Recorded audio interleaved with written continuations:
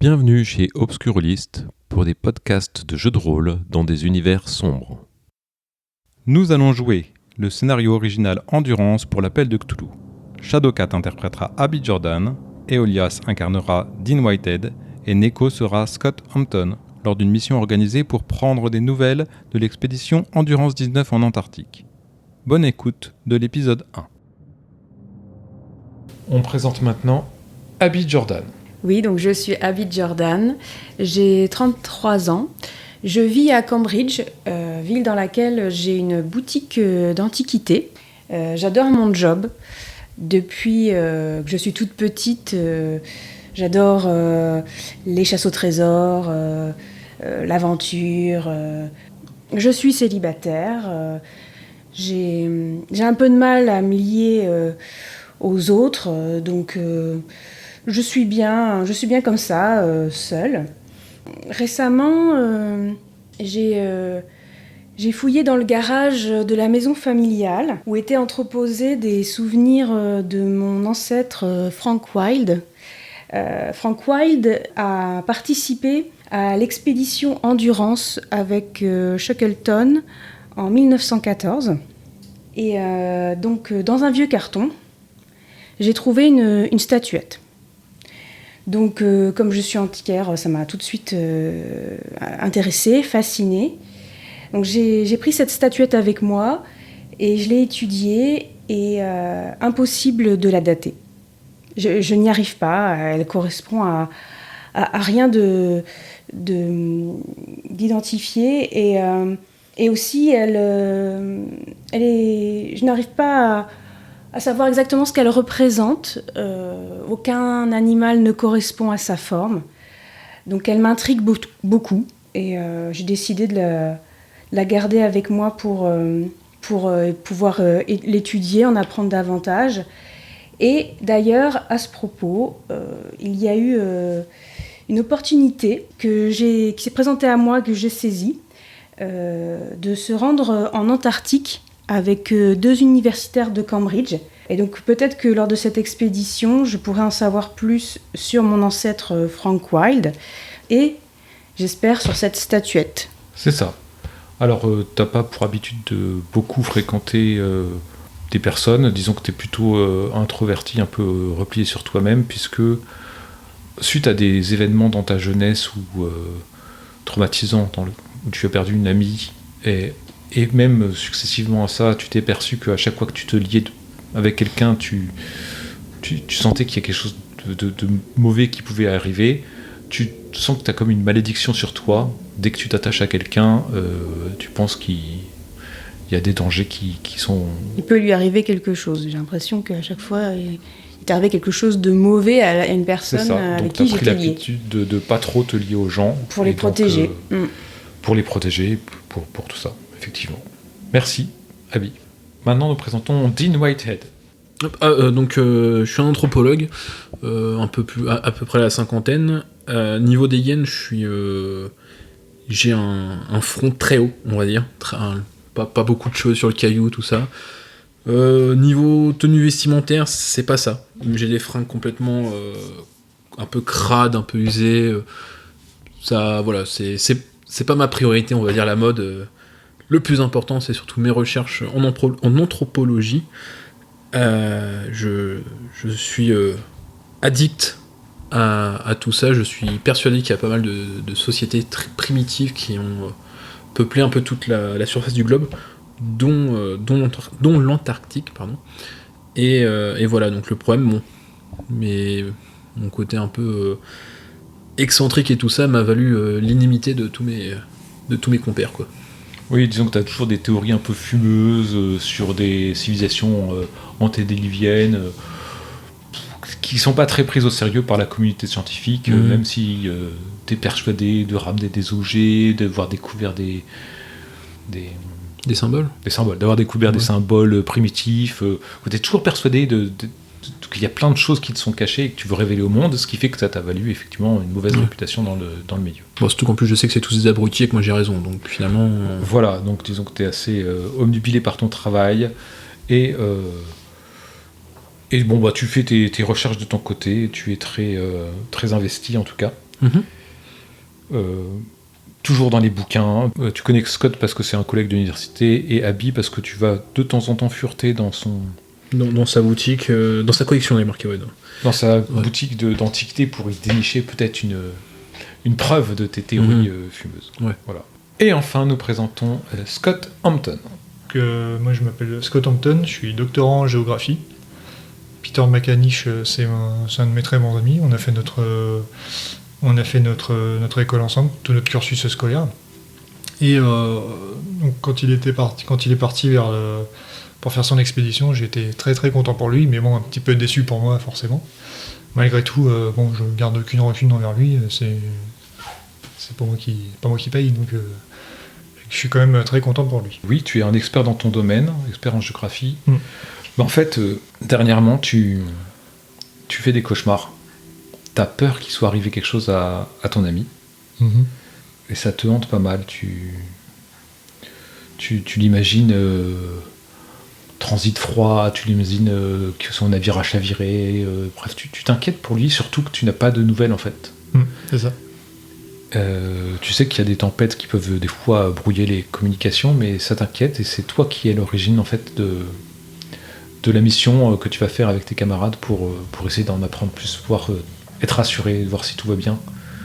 Et en passage, faire des recherches de ton côté en plus. Tu as trouvé l'occasion en fait de... de joindre l'utile à l'important. Voilà, c'est ça. Après, tu as aussi quelques phobies, mais tu es acmophobe, c'est-à-dire que tu as peur des seringues, de tout ce qui est très pointu. A priori, là où tu vas, il n'y a pas de raison, il n'y a pas de vaccin à faire, donc tout va bien. En Antarctique, il n'y a pas grand-chose pas beaucoup de virus qui survivent, donc ça devrait bien se passer. Donc c'est toi qui es à l'origine, tu as contacté ton collègue Dean, que tu savais un peu féru de civilisation. Il t'a déjà souvent parlé qu'il pensait qu'il y avait des civilisations en Antarctique, des civilisations primitives, donc tu t'es dit, s'il peut m'accompagner, parce que tu t'es plus rassuré si tu y vas avec d'autres personnes. Et puis Abby, c'est une bonne amie à toi, et tu lui as demandé, et curieusement, elle a accepté assez rapidement en fait. Très bien. Nous sommes en juillet 2019, et vous provenez de Cambridge, de l'université de Cambridge ou alors de la ville, et vous avez pris un vol vers la mer de Weddell, où est la base de la mission Endurance 19, située sur le continent antarctique.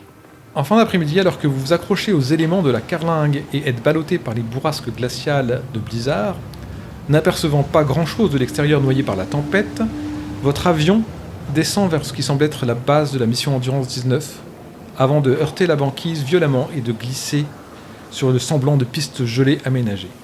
Le pilote ne coupe pas les moteurs et manœuvre déjà pour repartir alors que vous prenez vos pactages et descendez sur la banquise. Alors que vous refermez la porte, le pilote vous hèle dans un grand sourire. Dans une semaine, pour sûr, si j'arrive à repartir. L'avion décolle, s'enfonce dans un ciel nuageux, formant une sorte de visage allongé pourvu de 3 grosses trouées sombres. Vous constatez alors que vous êtes seul sur cette étendue gelée et que personne n'est venu à votre rencontre. Vous apercevez la base qui est un amalgame de gros containers en fait, qui ont été connectés les uns aux autres. Elle a subi les éléments de la tempête, notamment le radar a été arraché en fait. C'est pour ça qu'il ne communique plus.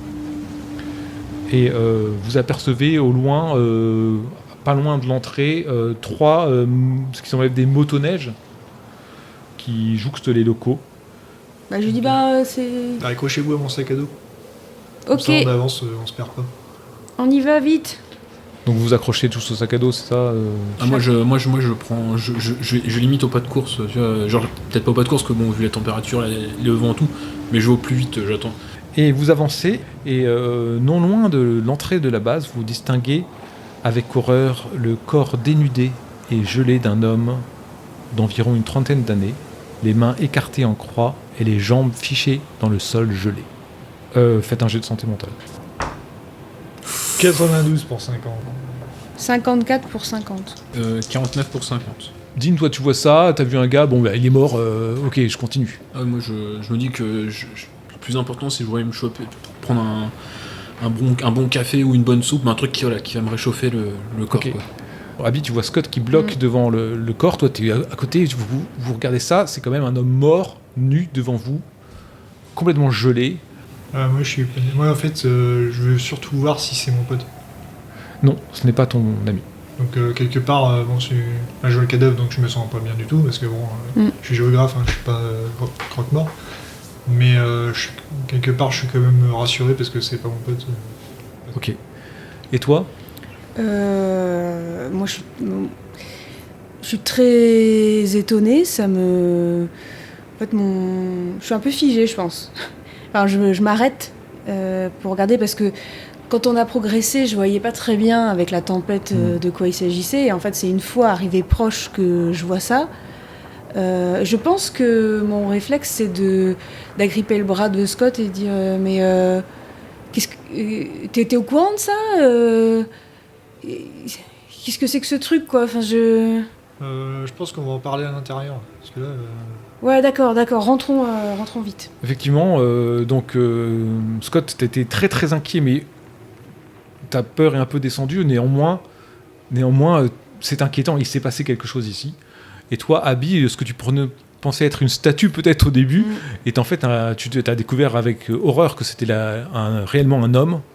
Et ça t'inquiète aussi beaucoup. Il s'est passé quelque chose. Et tu sais à quel point ça peut être éprouvant pour avoir lu des écrits de survivre en Antarctique. Et vous emboîtez le pas à Dean qui s'est rapproché de la porte d'entrée. Tu penses qu'il y a un sas, Dean. Donc tu clenches et tu peux ouvrir la porte sans problème pour entrer dans le sas. Bah, je rentre, j'attends mes deux compagnons. En gueulant un peu parce que bon... Tu les orientes un petit peu. Voilà, ouais. Bah, surtout pour les presser parce que bon... on ira voir le corps après la tempête. C'est bon. Et donc là, vous pénétrez tous dans le sas que vous refermez hâtivement derrière vous. Là, avec votre emmitouflé, il fait chaud. Cette pièce est relativement fraîche quand même, puisqu'elle sert de sas, mais il fait quand même beaucoup plus chaud qu'à l'extérieur. On est dans des températures positives ici.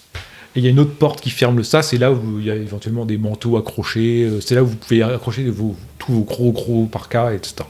Bah, moi, je me dévêtis au plus vite pour aller voir ce qu'il y a à l'intérieur, quoi. Voir s'il y a d'autres personnes, quoi, parce qu'on sait jamais. Des fois que notre ami dehors soit le dernier qui était dans la base, quoi.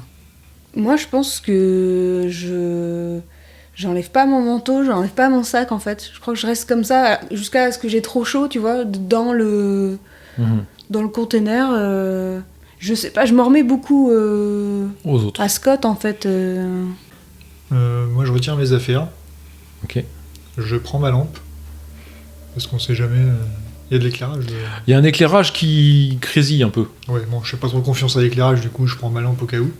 Bon, bah, je vais partir en explorer. Je demande à. Donc, tu vas aller avec Dean, tu prends ta lampe de torche. Donc, ils se sont tous les deux dévêtus. Toi, tu gardes quand même ton manteau, Abby, et tu. J'ai pas trop chaud parce que. Pour l'instant, ça va. En fait, là, quand vous avez enlevé votre manteau, il fait frais, quoi. Il fait peut-être 12 degrés. Ouais. Ouais, Au pire, je l'ouvre, mais Ouais, en fait, tu l'ouvres et tu gardes tout ce que j'ai sur moi. Vous prenez vos sacs quand même avec vous, je suppose. Ouais, ça calme, j'ai pas. Vous ouvrez la deuxième porte, quoi, la porte en face, que vous savez que vous allez devoir refermer pour rendre le sas bien hermétique. Vous rentrez et vous arrivez dans une vaste pièce. Là, visiblement, 2 containers ont été mis ensemble et soudés. C'est ce qu'on pourrait désigner comme le mess, en fait, des lieux. Là où ils mangent, là où ils se rassemblent tout le temps en permanence. Il y a des grandes tables, des chaises un peu partout. Et sur laquelle donne beaucoup d'ouvertures. Vous voyez rapidement qu'il y a sur votre droite 3 portes fermées. En face de vous, une porte fermée aussi. Et à votre gauche, il y en a une. Et tout de suite à votre gauche, parallèle à la vôtre, il y en a encore une dernière. Bref, il y a beaucoup de portes. C'est une grande pièce. Il y a une armoire au fond. Une grande table avec plein de... Et quelques documents sur la table, des chaises, mais personne. Ouais, je vais mettre à brailler. Y'a quelqu'un? C'est quoi ce bordel? Alors tu entends la tôle qui se froisse un peu, tu entends des fois les bourrasques de vent à l'extérieur, tu entends tout ça, donc les éléments qui se déchaînent à l'extérieur du campement, personne ne te répond à l'intérieur. D'accord. Donc tu as dit que les lumières ne fonctionnaient pas très bien. Du coup, j'utilise ma lampe torche pour inspecter la pièce. Je sais pas si je fais un jet. Non. Pour l'instant, tu vois. Donc il y a trois grandes tables, des sièges qui ont été utilisés, hein, ils sont pas bien mis. Ouais, il reste pas de la nourriture. Il y a quelques gobelets qui traînent sur la table, quelques ouvrages, quelques documents. Peut-être que ça pourrait t'intéresser, tu sais pas. Et au fond, il y a une grosse armoire, fermée. Je vais voir l'armoire et j'essaye de l'ouvrir. D'accord. Scott, tu fais quelque chose de particulier ? Moi, je vois qu'il n'y a pas de réaction Il n'y a aucune réaction de à l'appel, personne. donc je vais ouvrir la porte à côté du sas, celle qui est juste à côté. Celle qui est juste à côté du sas, ok, Ouais. très bien. Et toi, Dean ? Moi, je vais regarder les ouvrages. Tu vas regarder les ouvrages. En ouvrant la porte, Scott, qui est juste à côté, donc tu as juste à clencher, tu clenches, tu ouvres, et elle semble fraîche. Tu penses que c'est le laboratoire. Tu sais qu'il devait faire une mission pour récupérer l'endurance, donc il devait envoyer sans doute des sous-marins. Tu penses que c'est les données des plongées qui sont stockées là. Ouais, je vais rentrer dedans pour voir Ok. s'il n'y a pas personne derrière les tables.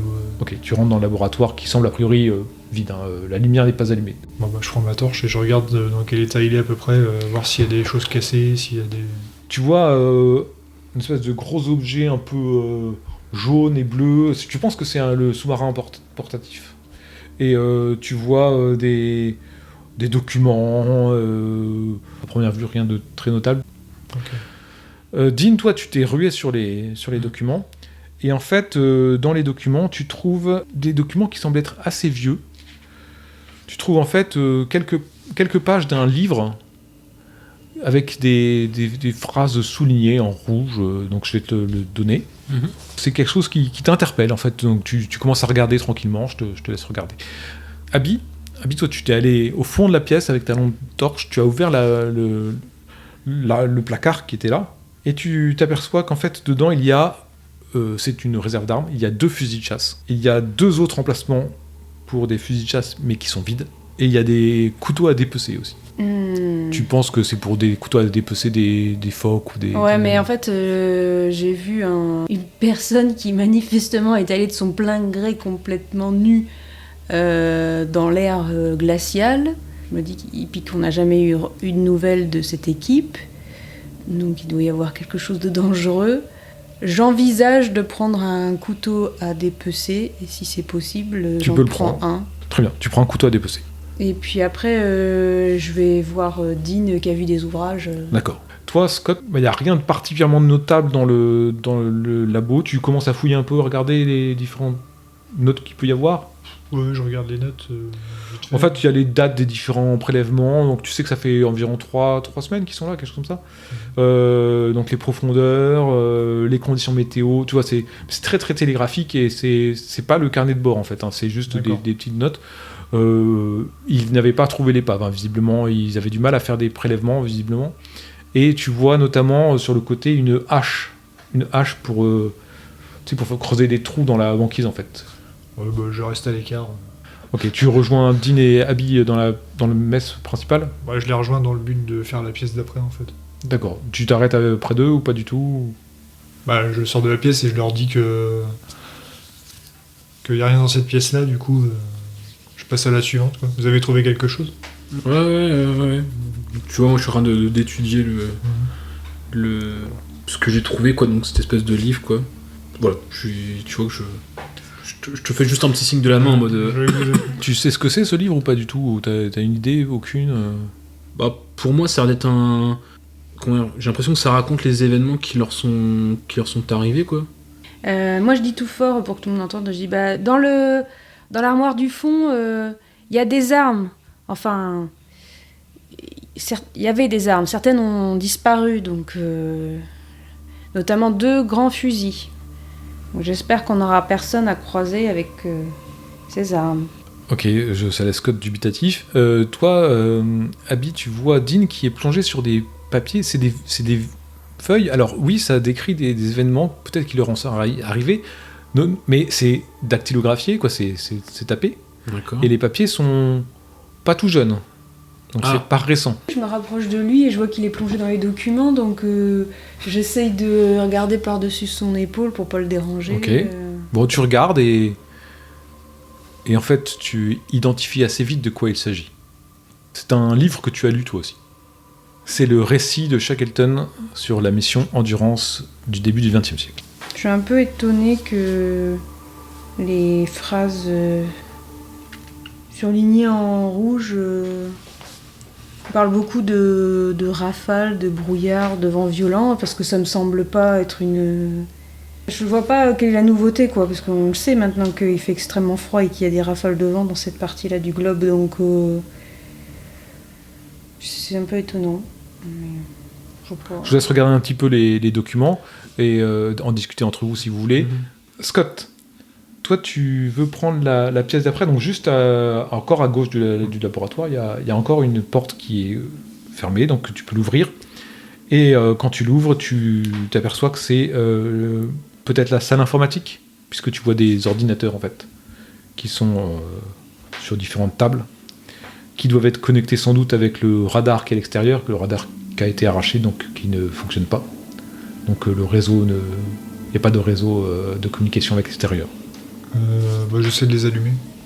Ok, tu allumes le premier ordinateur qui passe et on te demande un mot de passe. Ouais, j'imagine que ça va être ça avec tous les autres aussi, donc... Oui. Il n'y a pas de... Il n'y a que 2 ordinateurs. Il n'y a rien sur le bureau, sur le clavier. Non, je cherche un petit peu.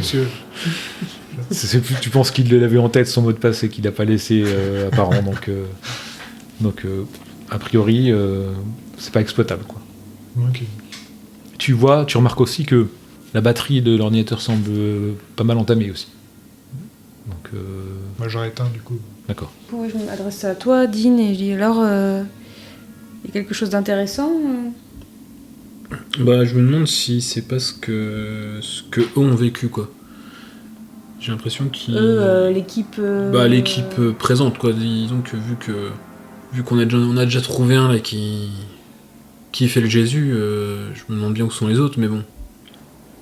Je pense pas que ça soit l'équipe récente qui est venue chercher l'épave de l'Endurance, mais c'est peut-être eux qui ont souligné en rouge, mais je crois que c'est le journal de bord de Shackleton, parce qu'ils ont l'air de, je regarde les documents, de raconter comment ils ont survécu en attendant le retour du capitaine. Donc je crois que c'est quelqu'un qui a étudié les vieux écrits. Donc j'ai regardé un petit peu hormis ce qui était souligné et j'ai vu qu'il y avait une histoire aussi de fortes tempêtes qui arrivent très soudainement. Il y a aussi le fait qu'apparemment il y a une espèce d'amas de glace qui se serait formé d'un seul coup. Est-ce qu'il n'y aurait pas ça aussi qui leur serait arrivé? Peut-être qu'ils auraient justement perdu tout contact avec tout contact et tout moyen d'échappatoire, tout échappatoire d'un seul coup peut-être. Et peut-être dans un accès de folie, l'autre il s'est dit tiens, quitte à partir autant. Ouais, justement, quand tu parles d'accès de folie, moi ça me rassure pas les 2 fusils manquants. Sûrement des mecs qui sont allés chercher du phoque. Du Ouais, phoque pour manger et ils sont jamais revenus. Ouais. Je les entends parler, moi. Ouais, tu les entends parler. Ouais. Vous avez trouvé quelque chose d'intéressant? Il y a une armoire avec des armes au fond de la pièce. Certaines sont manquantes et Dean a trouvé des écrits. Ouais, j'irais bien voir à la cuisine s'il y a moyen de faire un petit truc chaud parce que il fait pas chaud et j'aimerais bien me remettre un peu d'aplomb. Moi je vous fais signe. Dans ma jeunesse j'ai déjà vu assez de films d'horreur comme ça pour savoir qu'il faut pas trop se séparer les enfants. Allons-y. Ouais, mais je suis pas sûre que ce soit dans la cuisine qu'on trouve beaucoup d'informations sur ce qui est arrivé à l'équipe. On trouvera peut-être pas d'informations, mais un bon gueuleton. J'espère qu'il reste quelque chose. Vous vous dirigez donc tous les 3 vers la cuisine. Ouais. Là, ce qui m'intéresse surtout, c'est de retrouver mon pote. Ah mon grand, je pense que ton pote, il... Je veux pas le savoir. Il y a toujours de l'espoir. Vous arrivez dans la cuisine. Rapidement, vous faites un tour de la cuisine. Il y a qui a été utilisé. Il y a quelques restes de boîtes, des choses comme ça. Il y a un frigo sur lequel, d'ailleurs, vous voyez un planning de rotation des équipes sur qui fait la vaisselle, qui fait à manger, qui fait machin, etc. Et quand vous ouvrez le frigo, il n'y a rien dedans. Par terre, il y a des boîtes éventrées vides. Des boîtes de quoi? Des boîtes de conserve. Mais éventré, griffé, avec un coup de... Arraché, quoi. Ou, comme si quelqu'un s'était déchaîné, peut-être avec un ouvre-boîte. Mais... C'est un humain qui a pu faire ça? Oui, tu penses. Et il y a une porte, d'ailleurs, qui est au fond de la cuisine, qui donne sur une pièce à côté. Probablement une réserve ou quelque chose comme ça. Au fond de la cuisine. Bah, pour le bon gueuleton, ça va être compliqué. Ah, peut-être dans la remise derrière, je sais pas. Alors, Dean, tu t'approches de la remise, et en fait, quand tu t'approches, tu vois que la porte est glacée. Tout autour de la porte, elle est comme au fond d'un freezer, si tu veux. Il y a de la glace qui est apparente, etc. Ah oui. Non, bah, Abby, je vais aller chercher mes gants et je pense. Bah, moi, je vais en profiter pour regarder les autres salles. Ah non, vous voulez qu'on reste ensemble, c'est ça? Ah bah, moi Sinon, je vais juste à la salle informatique et puis je reviens. Mais... La salle informatique, j'y suis allé, il n'y a pas grand-chose. Ouais, mais je pourrais peut-être tester des mots de passe. Donc, Dean part se rhabiller avec Scott aussi, c'est ça? C'est Et ça. Abby?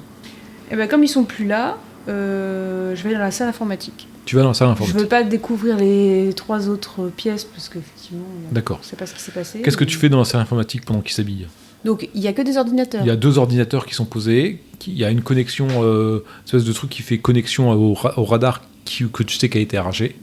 C'est une petite salle. Ok, il y a aucun dossier, rien, pas de tiroir, rien du tout. Non, c'est très. Ils sont allumés, les ordinateurs? Non, ils sont éteints. Ok, et j'essaie de les allumer. Ben, on te demande un mot de passe. J'essaye Endurance 19, j'essaye Shackleton, Ok. j'essaye Frank Wilde, j'essaye tout. Fais-moi un jet de chance. Une chance sur 2. Oh, 59 pour 50. Donc tu essayes voilà, ça vibre là, comme ça, à chaque fois que le mot de passe est fait, parce que c'est pas le bon mot de passe. Donc j'attends un peu. Tu retournes dans le mess, tu les vois passer, Ouais. ils sont rhabillés comme toi, ils ont Ok. mis leurs gants et ils vont dans la cuisine. Je dis, c'est quoi l'idée là? Vous allez essayer d'ouvrir la porte glacée, c'est ça? Ah bah, on va essayer. Après, faut espérer qu'on fera pas comme dans le film que j'ai vu ton gamin, un film de Carpenter. Mais bon, vous devez pas connaître, vous les jeunes. Si, il y a eu un remake il n'y a pas longtemps. Tu parles de The Thing. Allez, on va ouvrir la porte, Scott. Donc vous rentrez tous les 3 dans la cuisine? Peut-être que l'ouvrir la porte. Parce qu'il y a une hache dans la pièce que j'ai vue en premier, et au pire on pourra utiliser les crosses des fusils pour casser. Moi je suis pas très rassurée d'ouvrir une porte gelée quoi. Au mieux ça va faire rentrer du froid dans toute la pièce, non vous pensez pas? Enfin je sais pas pourquoi on s'obstine là-dessus, on n'a pas vu les 3 autres pièces. Ah ouais, c'est pour voir ce qui s'est passé, quoi. Moi. Bah oui mais... Ouais, on est surtout. Enfin, moi je suis surtout là pour retrouver mon pote, hein, donc si on peut retrouver des survivants, c'est bien aussi. Et survivant déjà que la porte est gelée, vous pensez qu'il va être au chaud derrière? Ah, peut-être qu'ils sont tous en train de faire le Christ, là, on sait jamais. Hein, ils sont... Visiblement vous êtes détendu, Dean, c'est bien. Moi, je veux absolument savoir où sont les petits... où sont les tribus de l'Antarctique. Ouais, c'est le plus important pour moi. Les tribus de l'Antarctique? Ah, vous n'avez pas lu mon ouvrage sur les tribus de l'Antarctique? J'ai une crainte... Non, j'ai le crainte, non. Nul ne sait s'ils étaient géants ou pygmées, mais tout porte à croire qu'il y avait des tribus en Antarctique. Et je dois absolument trouver ça. Après... Et vous pensez qu'ils sont dans la chambre froide? Non, mais il y a sûrement un indice dans cette chambre froide qui prouve leur passage. Sûrement. Peut-être que ce sont justement eux qui n'ont pas compris comment ouvrir une boîte de conserve et qui les ont éventrés. Personne ne le sait. Écoutez, je suis persuadé qu'ils sont passés par là. Pas rassuré par son discours. D'accord. Je me dis, il est à jeun, tout ça, là. À moins qu'il m'y oblige, je fais demi-tour pour retourner dans le mess. Ok, Dean et Scott, vous faites quoi? Vous avez gratté un peu la glace qui s'enlève assez facilement avec un couteau ou n'importe quoi. Ouais, quand faut Vous avez accès à la poignée. Ouais, quand faut y aller. Hein. Voilà. Bon, on se rassure qu'il n'y a personne, il n'y a pas de pygmée dedans. J'aime cet état d'esprit. Tu sais, se servir d'une hache. J'aimerais que vous le fassiez, si ça vous embête pas.